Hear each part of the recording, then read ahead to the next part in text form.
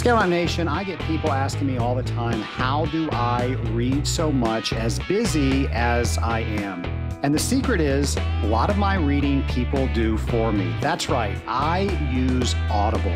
Audible is a service that will read books to you and allow you to get the content while you're driving from account to account.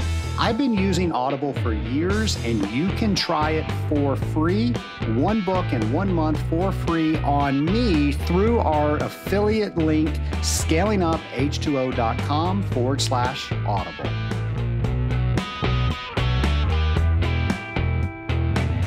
Welcome to the Scaling Up H2O podcast, the podcast where we scale up on knowledge so we don't scale up our systems. I'm Trace Blackmore, the host of the Scaling Up H2O podcast. And Nation, there is just so much going on. Of course, it is towards the end of November. And if you have been in sales for any length of time, you know that November is always the precursor to the largest sales month of the year. December is always the largest sales month of the year. And why is that? It's because we all procrastinate. We have to make these sales targets, and we don't have any more months left once we get to December. And that was the cycle that I was on over and over and over again. But folks, you know what I'm going to say. I'm going to recommend The 12-Week Year by Brian Moran. Of course, you can get a copy, actually a free copy in a free month by going to scalinguph2o.com/audible, and you can listen to the book while you're driving from account to account, or you can buy the actual paper version.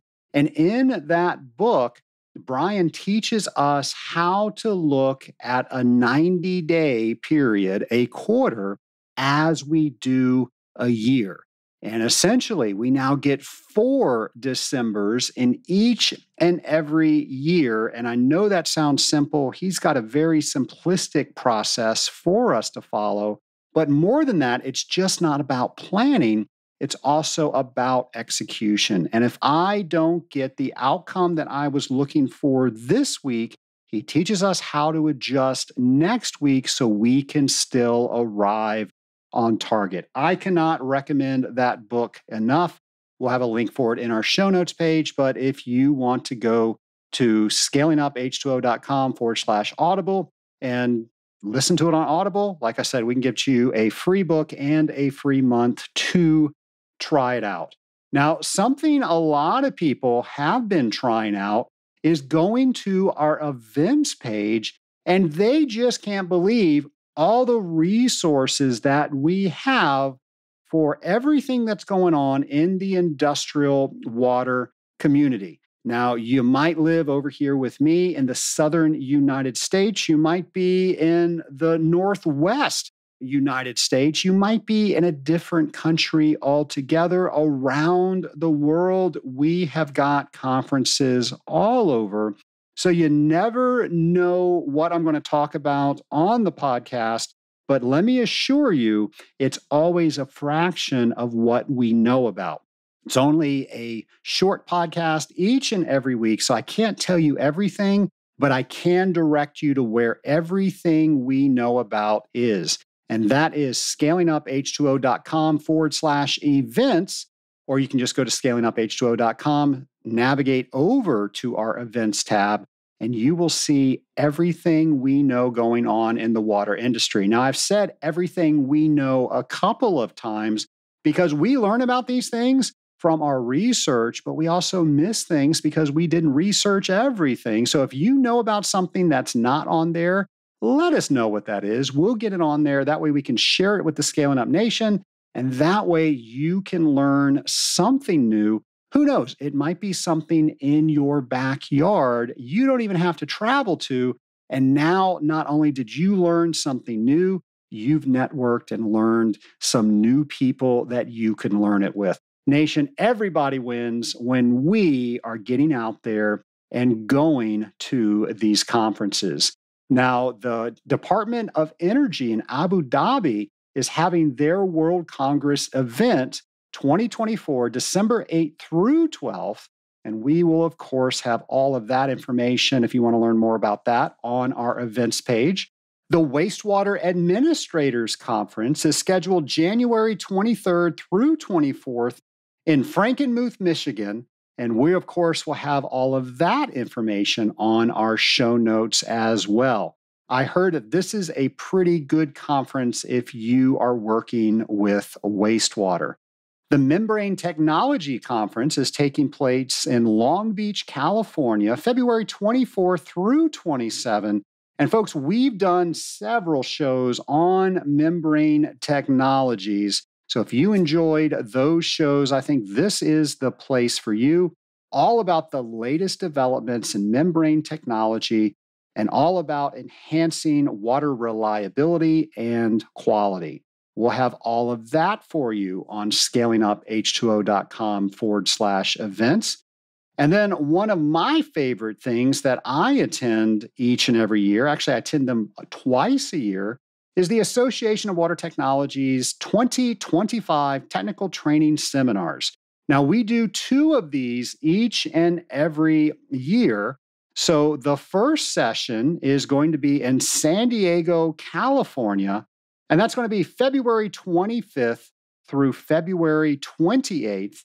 And then we're going to do that once again for technical training session number 2. Now, it's the same exact program.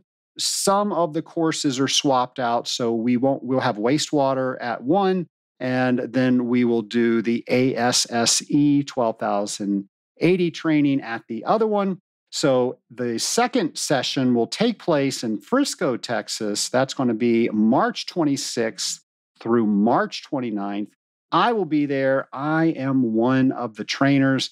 I get to meet so many people that listen to the podcast. And I tell you, one of my favorite things to do is to poll the audience. And I'll say, how many people are here for the first time? And most of the audience will raise their hand. However, that being said, I recommend you not leave it your first time because you learn so much each and every time that you go back, things that you just couldn't pick up on the first time. All right, I digress. Now, I go on to say, how did you hear about this technical training? And a couple of people might say they got an email from AWT. A couple people might say they read about it in our trade journal called The Analyst. But when I ask how many people heard about this on the Scaling Up H2O podcast, almost the entire population of first-timers, their hand goes up. I love that for the simple reason that the listeners of the Scaling Up Nation are doing exactly what I'm urging you to do, to get out there, to go to these conferences, to meet new people, to learn new things. And you're doing exactly what we're talking about on the podcast. So thank you for that. There is still plenty of space. These things normally do fill up each and every year. They are probably the best deal for water treatment training, hands down, in the industry. So by all means, you want to make sure that you have a ticket to go here. So we're going to have all of that information on our events page as well. And since you're making calendar inputs, go ahead and put November 12th through 15th on your calendar. That's going to be the 2025 Association of Water Technologies annual conference.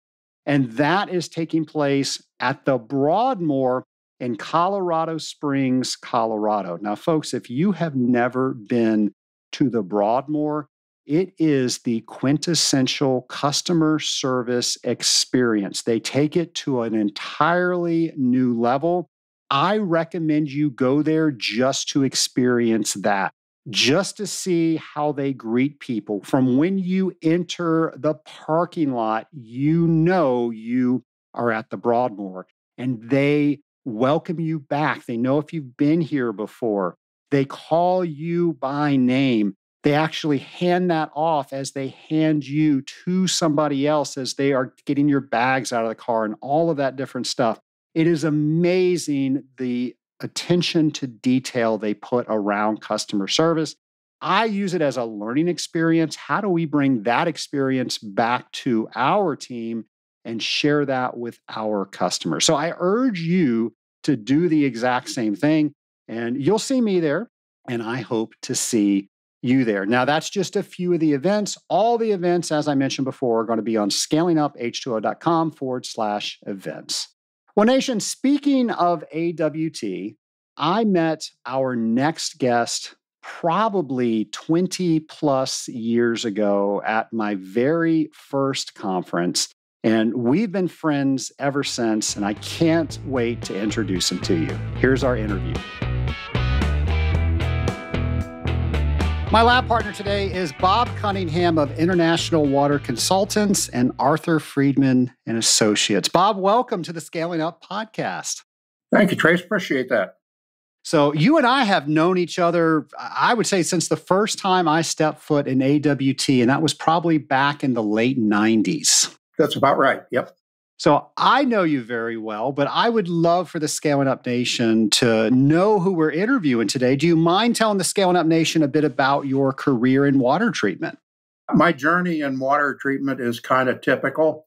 It wasn't planned. I fell into it, just like most of the industry. I was a young student at the University of Pittsburgh, and I had just finished my degree in chemistry. I was married and had a small family. And I had worked my way through college on several part-time jobs, and I had a couple small scholarships and a couple of private agency loans with deferred interest. So here I have a brand new degree, beautiful diploma to hold up, and I have no money. I have a lot of debt, and I have a couple hungry mouths to feed. So I needed a job, and I needed one quick. A friend of mine at the university recommended a headhunter. So I called this headhunter and expected it to take a while for the headhunter to produce something for me. And a couple of hours later, I got a call back from the headhunter, and he said, I have a job interview lined up for you tomorrow.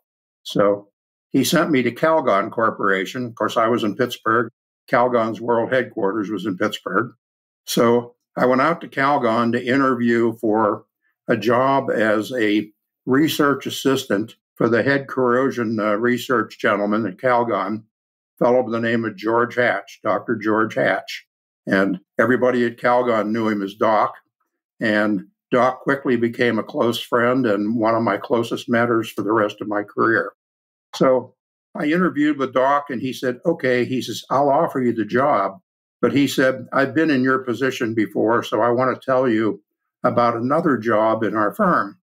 He said, we have a division that does water treatment, and they have engineers that go out and call on customers and help them with their water treatment problems. And they've just announced that they're opening up the schedule to hire new candidates for the training class. And he said the pay is exactly the same for both jobs, but he says, I feel you would move ahead quicker in that route than you would as my research assistant. And he said also that job comes with a company car and an expense account. And of course, my old junker, I barely made it out to the interview. So that sold me right there. Anybody that was willing to give me a set of wheels, I'm there, So I thanked him and I said, okay, I will also interview for the other job. So I interviewed with the Hall Laboratories people for a spot in their spring training class. They hired me. So I'm lined up for the spring training class, but it's January. So I have 6 months to go before my training class. So I sat down with the director of Hall Laboratories, a gentleman by the name of Len Hiley. And I said, so what can I do to earn my paycheck for 6 months? And he says, no problem. He says, we'll keep you busy. So they outlined a schedule that allowed me to work part-time for the Hall Laboratories consulting staff as kind of a gopher. They would give me small assignments and watch to see how I accomplished them. And then I also had a chance to work part-time with the Pittsburgh District Sales and Service Group under a gentleman by the name of Lou Bishop.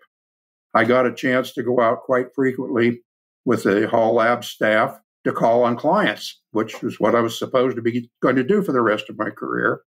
And then as part of my job as a Hall Laboratories gopher, I had a chance to spend a lot of time in the laboratory talking to the various people and the various groups in the laboratory in preparation for helping the engineers write letters to the field and things like that. So I had a chance to get to know that whole laboratory group and what they did. It was a very lucky circumstance because by the time the training class rolled around in June, I was armed and dangerous. I had a very deep appreciation of what the whole industry was about. And even more importantly, I got a chance to get to know almost everybody in the Calgon organization before the training class ever started. So it put me a leg up in the training class. So at the end of the training class, everybody is waiting for a field assignment, and I'm on pins and needles wondering where they're going to send me. And everybody else got their assignment announced, and I didn't. So after that session, they called me in and they said, we want to offer you a little different position. In our marketing group, we have product managers. And our product manager in boiler water chemistry is becoming quite busy. And we would like you to talk to that gentleman and see if you'd like to be his assistant. So, of course, I already knew Ray Baum. He was an instructor in our course. So I went to work for Ray Baum as his product assistant in the boiler water group.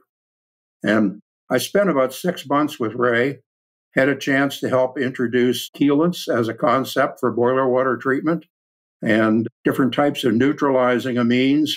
So it was a very lucky time again to be in that position because we were introducing a chemistry that I was going to be selling for the rest of my career.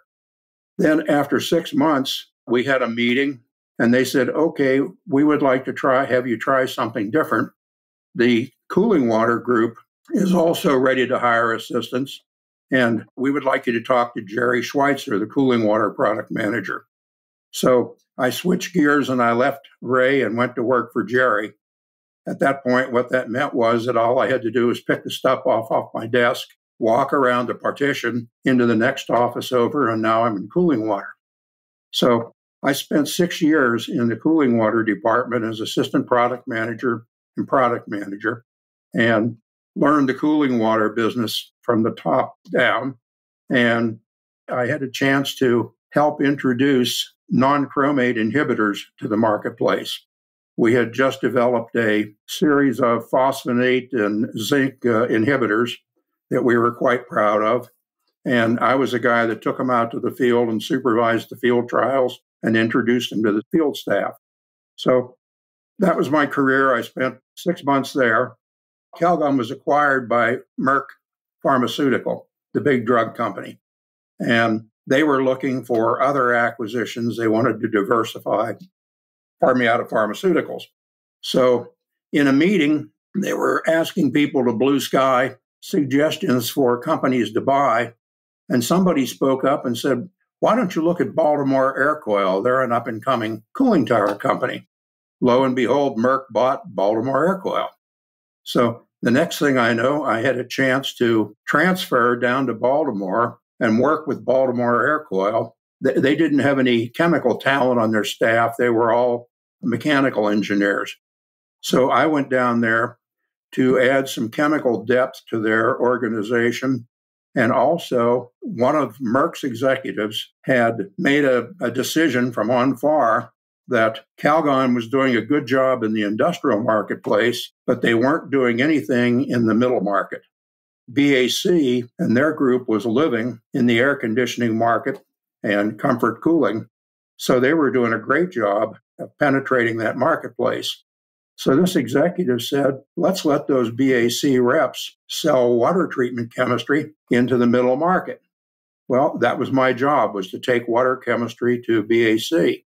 I worked with their force for a matter of 6 months, concentrating on 5 or 6 of their largest reps. And they quickly came to the conclusion that the most important thing they had was their reputation in the field. And they didn't want to introduce a line of products that they were unfamiliar with for fear it would damage their reputation. So they suggested that BAC limit the activity to 6 of the biggest reps, hire a water treatment guy and put him in each of their offices, let me supervise that program. I would provide the chemicals in the background. Those people would provide the local expertise in the office to make sure it was applied right. and we would grow from there. And the proposition was when it became self-supporting, then the reps would take those people onto their staff, take that burden off of BAC's payroll, and we would go on a conventional manufacturer's rep basis. Unfortunately, BAC had just spent a lot of money introducing a new line of cooling towers, and they didn't feel that they really wanted to hire 6 more people out in the field and create that kind of overhead. So the president of BAC suggested to me that I take my time and enjoy fishing out on the bay and enjoy my boat and give him 6 months or a year, and then we would talk further about it. Well, being young, I was in a hurry, and I had a lot of friends in the industry from trade associations, et cetera. And Paul Pecorius and I had skirted the issue of employment a couple different times during my career. Paul came back to me and offered a position to me again. And Paul had just started as vice president at Zimite Corporation, a small regional water treatment company that at that time was specializing strictly on selling mud remover, a polymer, on the Great Lakes shipping fleet. So Bill Zimmy had hired Paul Pecorius to put him into the water treatment business in a big way, and Paul hired me to be his assistant. So I moved from Baltimore and took my family, and we went out to Cleveland. And I spent the next couple of years working with Bill and Paul and the Zimite group. And it was an exciting time because we had a chance to grow an organization. And I learned an awful lot about how to pick people that would do well in our industry in sales and service. So we built an organization there. Then things went south in my career. I found myself at loggerheads with the very guy that gave me the break, my buddy Paul Pecorius. Paul and I didn't agree on how to handle a sales force. So I was thinking that Paul should run the rest of the company and let me work with the guys in the field. And Paul was thinking that I was trying to usurp his power. So he went to Bill Zimmy and he says, "I'm sorry." He says, "I can't work with Bob anymore." So he says, "You have to make a choice. Either get rid of Bob or I'm going to quit." So Bill Zimmy, being the bright guy that he was not about to lose the reputation of Paul Pecorius. So he bid me goodbye and said, "I'm sorry, I have to let you go." So here I am sitting in Cleveland, Ohio, about 9 years into my career. And all of a sudden, wow, I was terminated and I didn't even know what to make of that. So I sat there and I thought about it. My wife was originally from the West Coast. She was from San Diego. I met her there on a fishing trip. So I considered that my crowning sales achievement. I convinced her that Cleveland, Ohio was a better place to live than San Diego, California. That's pretty good salesmanship. Yeah, I was really proud of that. Her first trip to Cleveland, I brought her back. And of course, I wanted to show her the beach in Cleveland. So the time period that I picked to bring her back, all the leaves were falling off the trees and it was starting to look like winter. And when I went down to the beach to make sure it looked good, there was a whole slew of dead fish out on the beach. So when I picked her up at the airport, I took her on about a 30-mile round-robin tour to get back into the north end of Cleveland. And I took her through areas where the leaves hadn't fallen off the trees yet. And then I finally took her to a section of the water where there weren't any dead fish. So it was quite a sales activity. But at any rate, our thinking was that we would really like to live on the West Coast. So I thought, okay, I don't have a job. So I picked up the phone and I called all my friends in the business. And I said, I'm going to move myself to the West Coast.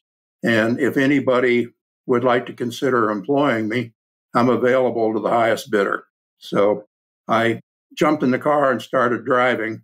And I think I got as far as Indianapolis.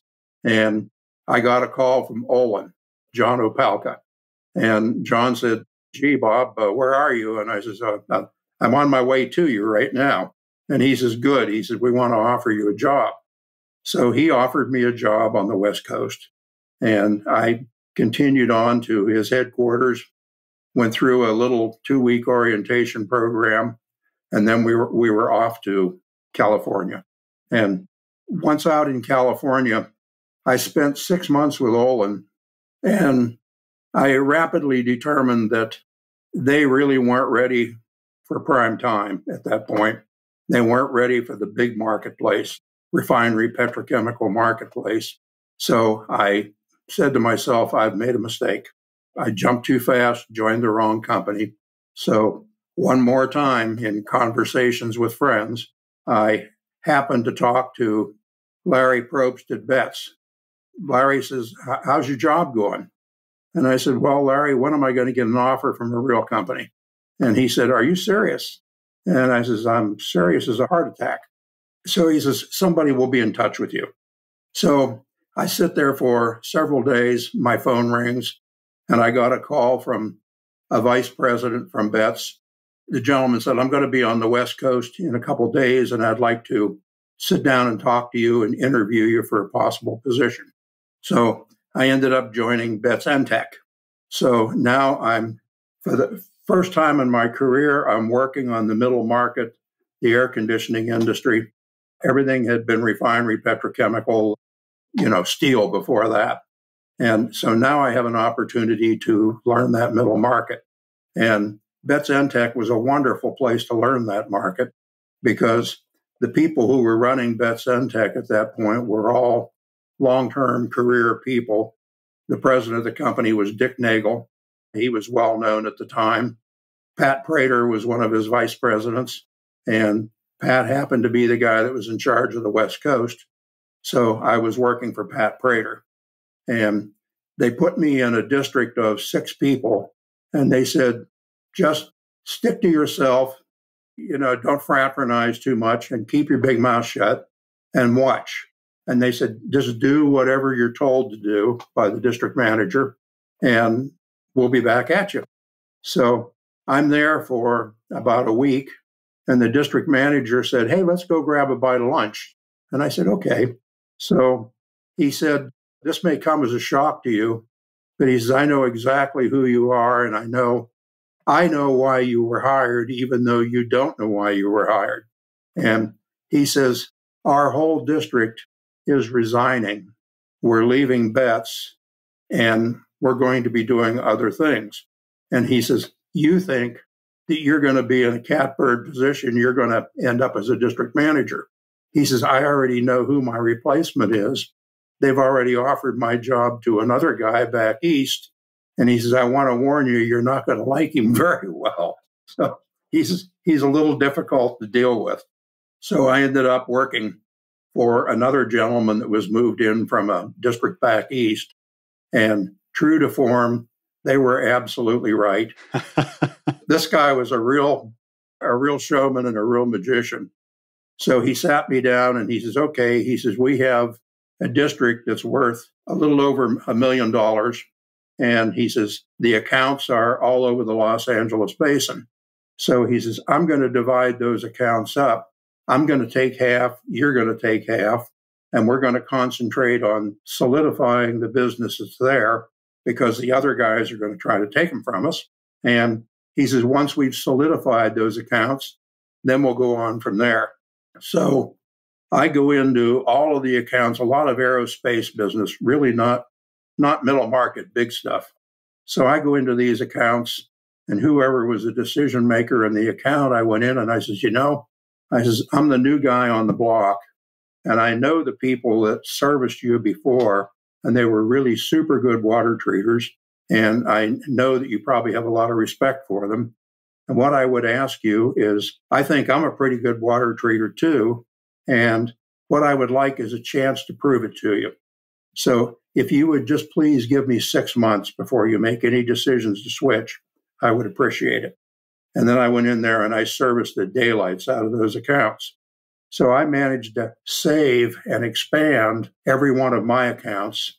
And the gentleman who was my boss, he went into all of his accounts. He says, those bums really weren't doing a good job for you.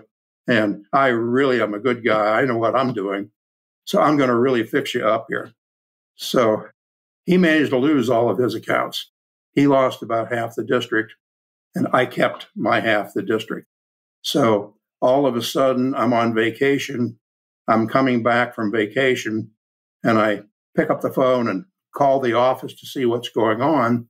And who answers the phone in Fullerton, California? Dick Nagel, president of the company.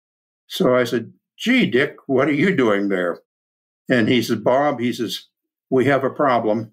He says, I've just fired the district manager. And he says, I've concluded that the district manager was trying to start another company on his own. And he had involved the district secretary. So I had to let them both go. So you're the Lone Ranger. You're the only employee we got in Southern California. And I said, wow, does that mean I'm going to be district manager? And he says, hold your horses. He says, you're still new to me. And he says, you still kind of got jammed down my throat. So he says, I'm still trying to digest that. But he says, I'm not going to turn over a major district to a green guy that I haven't worked with for years.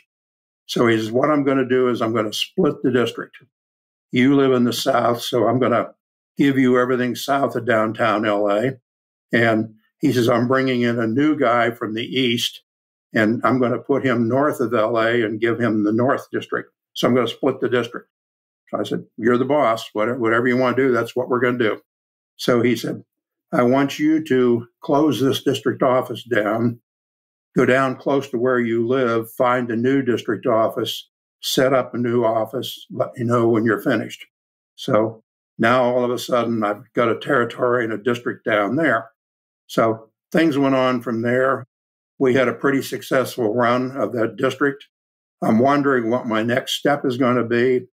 Pat Prater was my boss at that point. Pat and I got along really well. And I talked to Pat and I says, Pat, how can I advance? Well, he says, your next step would be regional manager. And he says, all of our regional managers live close to the home office in Philadelphia. And I said, gosh, I just left that part of the world and I'm a Californian and I don't know whether I can do that or not. So I really regretted it because I really enjoyed working for Betts. They were a great company. But I had to start looking one more time. And at that point, I got a call from a headhunter. And he says, hey, there's a new chemical company that's just starting up nationwide. And they're looking for somebody to run Southern California for them. And I said, who would that be? And they said, well, the company's name is Arco Performance Chemicals. And I said, that's being run by Bill Britton. I know Bill. He used to be vice president of sales and marketing for Betts. So now he's president of Arco Performance Chemical. And I says, I'd like to talk directly to him. So the headhunter says, no, Bill can't talk to any of Betts' employees. So you have to deal strictly through me. And if you get past me, then I'll turn you over to the personnel people at Arco, and they'll let you talk to other management people within the company, but not Bill. So I went to work for Arco Performance Chemical as a Southern California district manager. And that was really a wonderful experience. It put me back in my first love, the major industry of refining petrochemical and steel. And they allowed me to build my own team. So when I finally was an employee and I could talk to Mr. Britton, he says, look, he says, I want you to put a 6-man district together. And he says, you're going to pick the people, you're going to hire them, you're going to bring them in. So I said, okay, what limitations do I have on my people? And he says, you don't have any. And I said, so where can I look for these people? And he says, I want you to keep it on the planet Earth, but that's your only restriction. You can go get anybody you want from anywhere you want. It's a pretty big fence. I said, so how do I pay these people? How do I attract them? And he said, for their first year, you can tell them that their salary is double whatever they were making, whatever that is. So I said, gee, that's going to be a fairly powerful incentive. And he said, yeah, it will be. And I said, okay, stand back. Here we go. So I went back to all of my friends that I had worked with in the past. people at Zimite, people at Calgon, folks like that. And I hired what I considered my dream team and brought them all to California. I already had one in California. So we did very well from that point on. We built a really dynamic district and life was good. And then ARCO decided to part company with Mr. Britton. When Bill Britton left ARCO Performance Chemical, there was a period of time of adjustment where the people who were running the company were people that had no water treatment background. They all came from the ARCO corporate scene. So one more time, I thought, this is no good. I'm still young. I'm in a hurry. Got to do something else. So another local company, a middle market company that was regional on the West Coast, offered me a position to put them into the industrial marketplace. They wanted to go after refineries and petrochemicals and steel. And I took that job. And they allowed me to bring two people with me. So I brought two of my people from ARCO Performance over there with me. And we were in the process of building the company. 6 months into that venture, the economy turned south. We had a period of time when the interest rates were sky high. President of the company called me in and he's, Bob, he said, I'm sorry. He says, I can't afford to start a new operation. So he says, if you want to stay on a strictly commission basis, you're more than welcome to stay with your people, but it'll have to be on the understanding that I can't pay you anything. You can only earn a percentage of whatever you sell. So we gave that a few months and I started thinking and I thought, there's something wrong with this picture.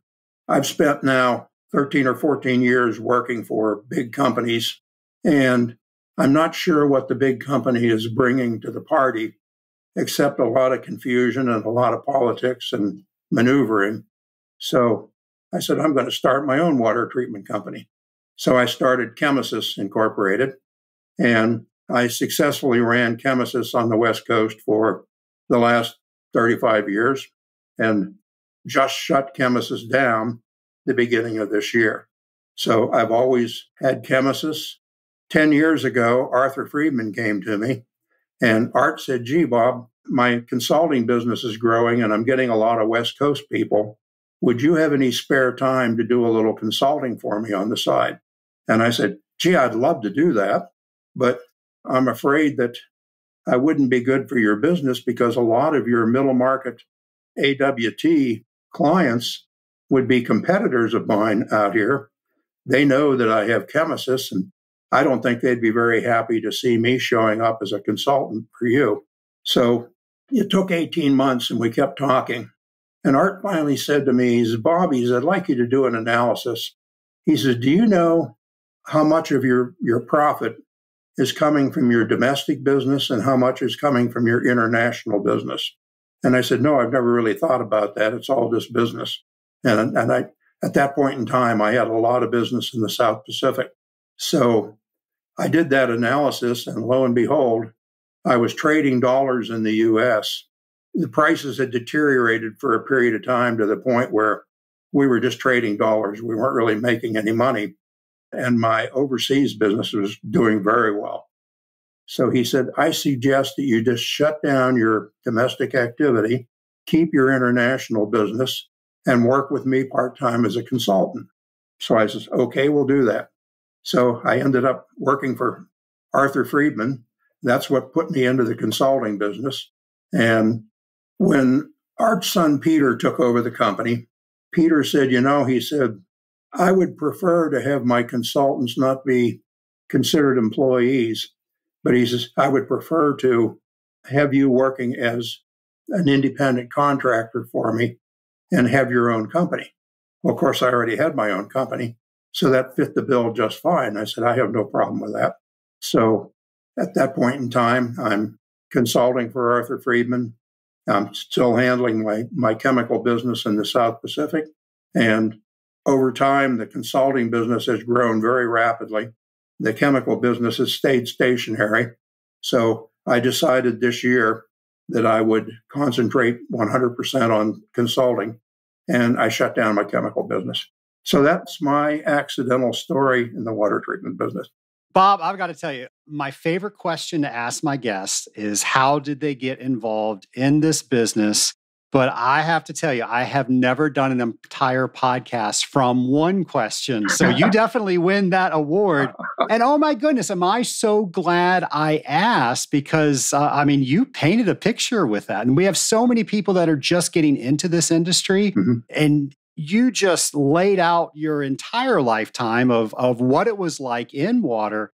And I want to thank you for that. That was incredible for me to hear. Well, you bet. And feel free to cut as much of that as you want.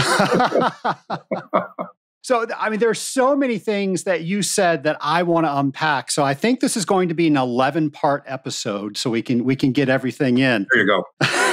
I'm curious, if there wasn't a car in the original offer, would you have been selling, washing machines? What would the other career choice have been? I would have stayed there as Doc Hatch's assistant in corrosion research, and I would have applied a year later to medical school. Okay. Whether I would have gotten in or not, I don't know. But I would have probably either had a career in corrosion research or I would have left Calgon and gone to med school. I read a book, and I'm trying to remember the book's name, but he was convinced that everybody's life consisted of about 6 pivotal moments. Yep. And that just changed the entire trajectory of your life. And definitely that interview and the offer of the car, that was one of those pivotal moments. My life turned on a car. Yeah. What kind of car was it? I remember it was a Chevy sedan. And even though I had a headquarters job, and you're not supposed to have a car in headquarters, they couldn't afford to raise my salary when they brought me into that product manager's job. So they just let me keep the car. And there you go. I kept that car for 2 more years until some other employees started to complain. And then they gave me a raise and took the car away. Bob, I'm curious. You've seen a lot of change in industrial water treatment. Yes. What are some of the significant changes that you want to highlight over your career? I've seen a massive amount of change, and I consider about 50% of it very good, and I consider about 50% of it very bad. Talk about the negative part first. I've seen a progressive attempt to go continuously greener and greener and greener. And I applaud that from the standpoint that I'm an environmentalist too. I love to camp and hunt and fish, and I really worry about our environment. But I think that some of this environmental change that we've experienced has been kind of drawn from the hip. We kind of got pressed into it, and I don't know that it's been beneficial. For example, in the cooling water area, we were doing quite well with dichromate zinc as a corrosion inhibitor. And all the companies had learned how to blend those two materials and get that chromate level down to the point where you could do a really good job in a pretty sophisticated high heat flux refinery cooling tower with 6 parts of chrome and 6 parts of zinc with pH control. And we were able to carry the pHs down to 6.5, 7. I can even remember in some cases on the Gulf Coast, they dropped the pH down as low as 5.5 with sulfuric acid in order to prevent deposition of various things. And it functioned beautifully, gave great results. And chromate and zinc, we had learned by that time, was something that was pretty easily removed from the water once it had done its job. You could take it out pretty easily with a precipitation process. Took it down to very, very low levels of both chrome and zinc. So I think we gave up on that approach too quickly as an industry. I can remember when EPA was making their final decisions about the chromate ban, I was waiting to watch the industry react to that and protest and push back, talk about some alternatives. And I remember only 2 people speaking up. One was Tom Larange, and the other one was myself. And both of us protested vehemently about the chromate ban. But that was only 2 voices out of an entire industry. I think the industry itself felt that that was an opportunity to reproprietarize the cooling water business. By that time, everybody knew chrome and zinc. Everybody in the marketplace, customers and everybody else knew how to make it work. So it was approaching a commodity basis. So I think the big companies saw an opportunity to capitalize on the non-chromate market, mystify it again, proprietarize it, and jack the price up. The price of poker went up initially by about threefold. Now we're up about sixfold over what it costs to treat a cooling tower today.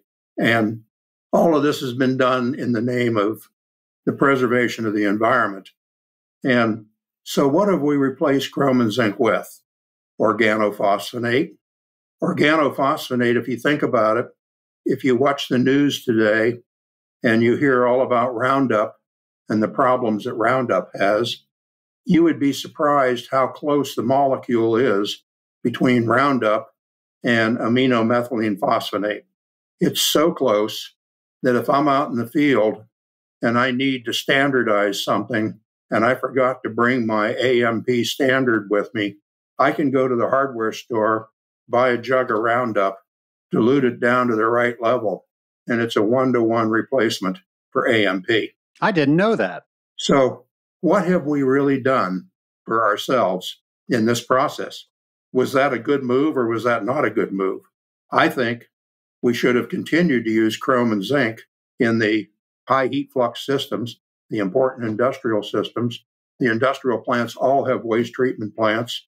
Their waste treatment plants today are far more sophisticated than anything we needed to take chrome and zinc down to super low levels. So I'm not sure what we've done for ourselves in that area. So that sort of thing has driven the industry for at least the last 30 years, pushing toward greener and greener and greener chemistry. And I know it's to the point today where before we even get a program out of research and really have it well field tested, somebody's coming up with a reason as to why it's bad for the environment. So I'm concerned in that area. I am all for the environment, but I think we need to slow that process down and think about it and give ourselves a reality check as to what we're really doing to ourselves. So that's my speech about what's bad. What I see as good is a diversification in the industry. When I came to work in this industry, there were 6 water treatment companies of any substance, 3 big ones that were in the industrial market primarily, and 3 other smaller companies that made their living partially in the industrial market, partially in middle market. And today, what do we have? You go to an AWT meeting and you feel like you're at an ASHRAE meeting. So many people have decided to start their own company. And I think that proliferation of companies has been very, very good for the industry. I'm really pleased to see that. The other thing that makes me happy is the research that's gone on, the molecules that have been developed, the polymers that we have today, the biocides that we have today, dispersants, surfactants. This is all a net plus addition to the industry. So that's my speech in that area. Bob, you've obviously had a brilliant career in industrial water treatment, and we have so many new industrial water treaters listen to this podcast. What advice do you want to give them? I assume that most of them came into the industry the way I did. They just kind of fell in or backed in. So I don't know too many people that have grown up desiring to be in the water treatment business. You may be an exception to that, but not too many of us have had the opportunity to grow up with a father that was in this business. So I would tell people that study hard, pay attention. One of the things that every water treater needs to recognize is that, if you're coming from a chemistry background, you got to recognize that at least 50% of this business is mechanical. So those folks who have just spent 4 years in theoretical chemistry, learning chemistry, you've got to be able to pick up the mechanical side of this, and you've got to develop an interest in it. You got to understand pumps, chillers, boilers, and you need to know that equipment, maybe not as well as the guys that operate it and fix it, but you need to really be comfortable and have an understanding with the equipment. this job's at least half mechanical and half chemical. And today it's mechanical, microbiological, and chemical. But, study hard, read the papers, read the books, attend the podcasts, take any opportunity you can to improve your education in the field. And the one caveat I would tell people is that the way to get ahead on a career basis in this industry is to keep it straight, keep it ethical, don't stretch it, present it as it is, and sell yourself and your capability and your service. Don't consider cutting price as a method to get new business, because it'll backfire and it'll nail you every time. That's my little speech in that area. Bob, how'd you get involved with the Association of Water Technologies? I was talking to the people who formed the association as it was being formed. Ray Baum remained a close friend of mine for my whole career till he passed away. And Chuck Brandvold was a guy that I knew fairly well. And the early players in AWT were all friends, and we were talking at the time. So I didn't join as it was being formed, but I joined a year or two later. And I was actually on one of the early boards for the AWT years ago, and I gave a speech at a board meeting that I've regretted. This may be one of those funny moments in water treatment. I stood up at a meeting, at an AWT board meeting, and I said, "I'm sorry, guys, but I have to resign. And I'm afraid you guys are going off the cliff, and I don't think you're going to make it as an organization, and I've got better things to do with my time. Sorry, see you around." And I get reminded of that about every 2 or 3 years from one of those old timers that was at that board meeting. And they said, "What do you think? Did we fall off the cliff?" "No, you didn't. You did a great job." That may be my funny water treatment story.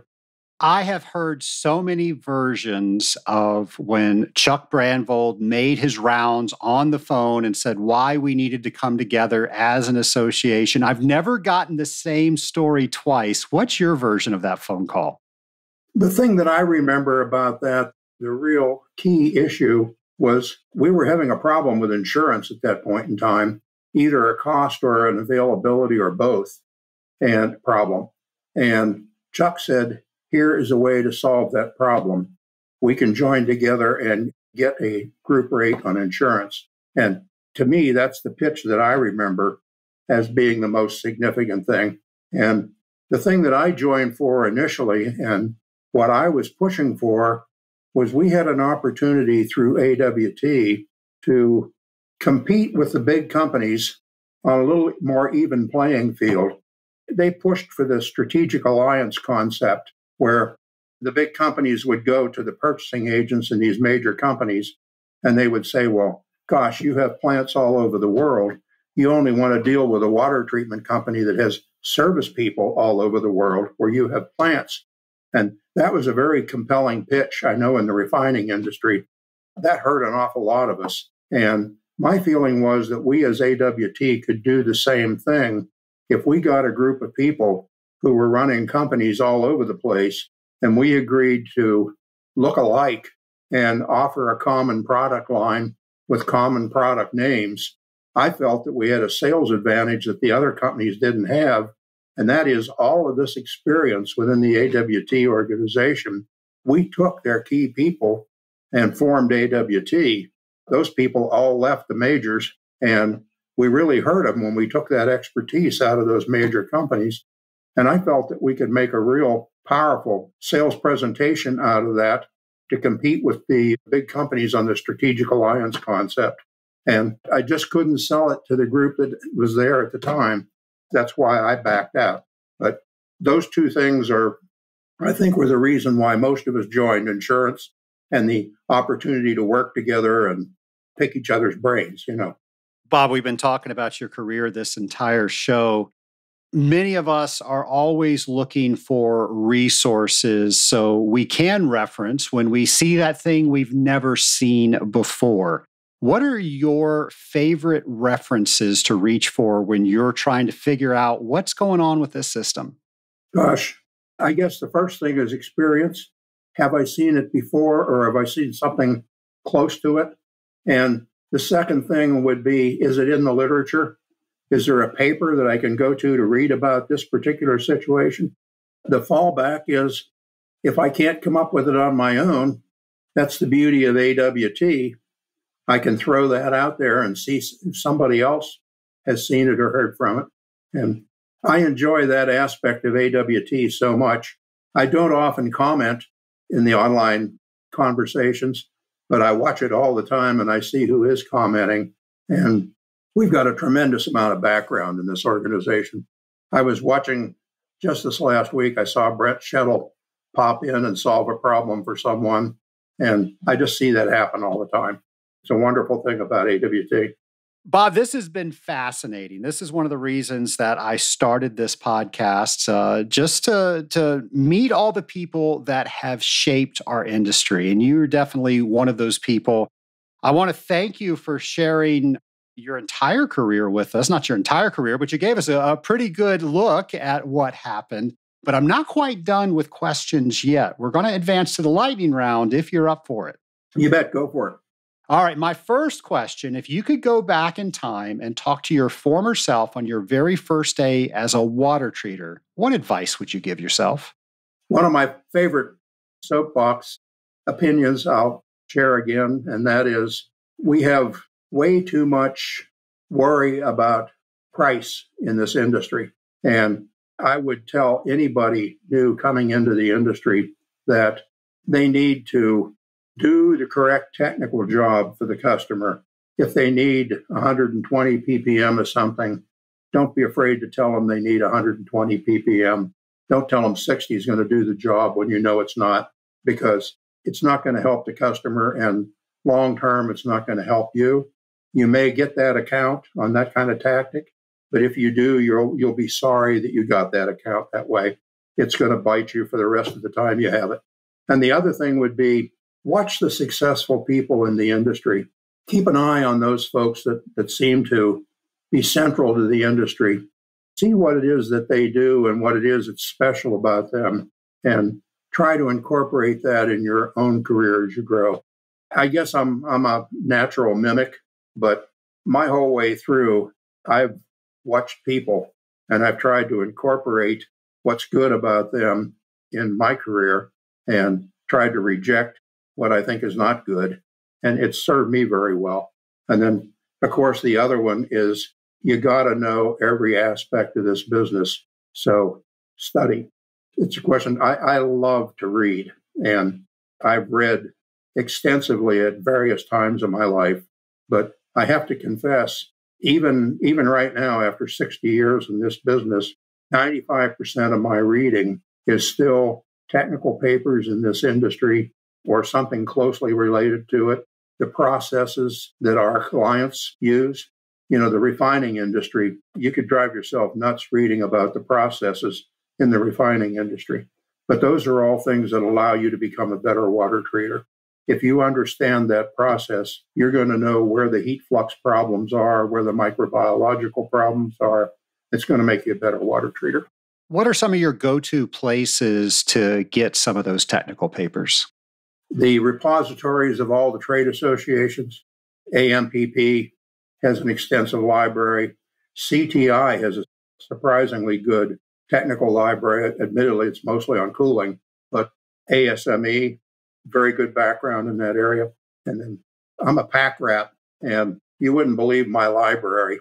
I still have, my wife complains to me at least once a month about those boxes that you haven't been into for 10 years that are in our storage area.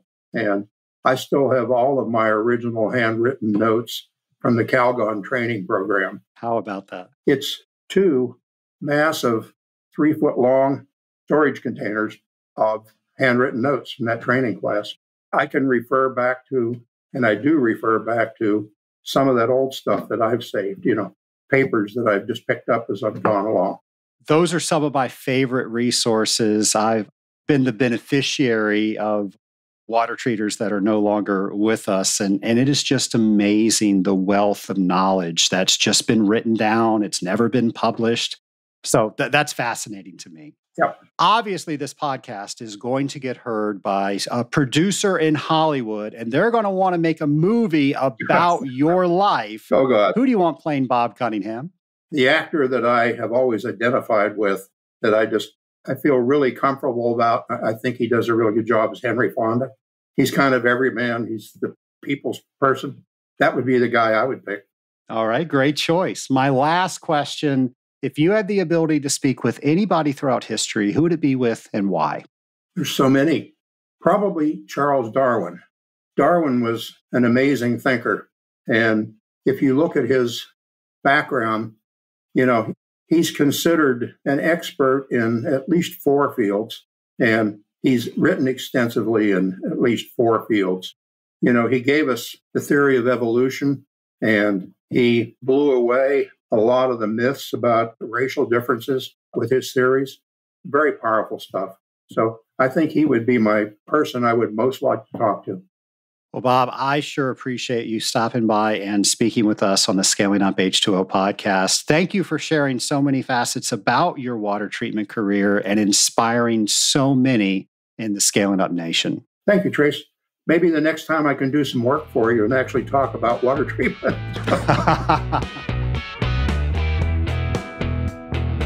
Scale Up Nation, one of the reasons I started this podcast was to help raise the bar in the industrial water treatment industry. And one of the ways that I believe that we do that is we learn from the people that come before us. And this was a really fun interview for me. Now, I must say, I don't think I've ever spoken any smaller amount than what I did on this interview. I think I asked Bob one question, and that was all I needed to ask him. But we learned so much. And I hope as you listen to Bob, you're just thinking about your career. Now, maybe you don't have the years behind you that Bob does, but we all start in a similar way, and we're all writing a story. Think about it. On the wash, rinse, repeat that you do each and every day. Oh, I got up at the same time today as I did every day this week. And I drove to the same area. Maybe I saw some different clients, but I did roughly the same thing. Well, folks, you're writing a story. And I truly believe that if you get into a rut where you feel you're doing the same thing day in and day out, you are not taking advantage of this industry. Now, you heard the amazing career that Bob had. I hope I've shared with you over the years that we've been together how amazing industrial water treatment has been to me. But that wasn't because I just got up in the morning. That was because I challenged everything I knew about water treatment. That was because I tried not to do the same thing over and over again. I tried to do something a little bit different when I would do it the second time, the third time. That also meant I made some mistakes. But guess what? I made a mistake. I found out how not to do something, and I made the way I was originally doing it more efficient. And more efficient meant I spent less time doing the mundane things, and I got to do a lot of the things that I enjoyed. So I urge you, look at how you run your day-to-day. And don't do it by default. Do it by design. Force yourself. Why am I doing this? Ask those questions. Is there a better way to do this? Because at the end of the day, that day tacks on to the story that you are writing. And someday, somebody like me is going to interview you and ask you about your story. And I want to make sure that you have a good one. Somebody in our industry that has an amazing story is our friend James McDonald. And here is a brand new Drop by Drop with James.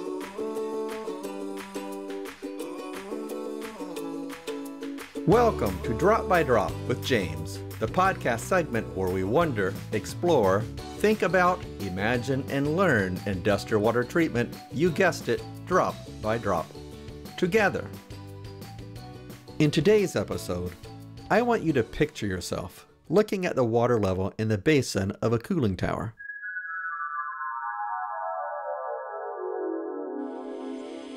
You may want to press fast forward on your imagination just a little, but as you watch the water, you see the water level dropping ever so slowly as water evaporates away or is being blown down from the system. At some point, you notice makeup water starts flowing into the basin. My question for you is, what control scheme caused this to happen? Have you ever put much thought into all the ways makeup water is controlled in a cooling tower system? Is there a float mechanism? Perhaps probes of some sort? Or is there an ultrasonic device? Are there others? Also, is the makeup valve mechanically open or electronically open? What are the pros and cons of each option? What if there is foaming in the cooling tower basin? Would any of these control schemes be impacted? What are all the ways these makeup control schemes could fail? Could they fail so too much makeup water was added? Could they fail so too little makeup water was added? Who would have thought there was so much to think about on just the makeup water control to a cooling tower system? I'm James McDonald, and I want to encourage you to be like water by forming bonds with those around you, dissolving new knowledge, and making worthy ripples, drop by drop. Well, thank you, James. And Nation, I am going to urge you also, if you do not have a mentor or if you are not mentoring somebody, it works both ways, you are missing a golden opportunity. Now, right now, our industry is experiencing, we have a lot of people that are getting ready to retire. Once that happens, all of that knowledge is leaving our industry.